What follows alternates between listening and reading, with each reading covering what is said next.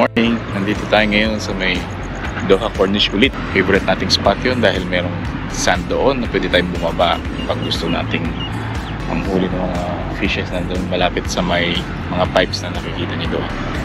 Ang location na ito ay malapit na sa may architecture na parang calligraphy. Hindi masyado maraming talaga si Dory. Balot na balot. Mainit kasi.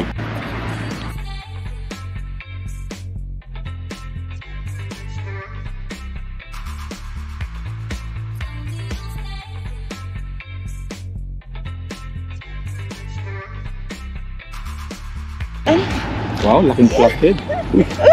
Laking flathead. Laking flathead nito. 1 foot siguro to.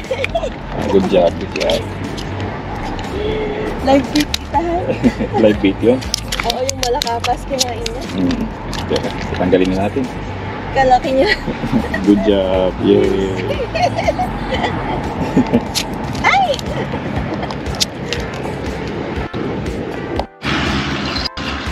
Laki ng flathead ni Dory, oh. Ang pangit niya pero masarap laman nito. Ang swerte naman ni Dory.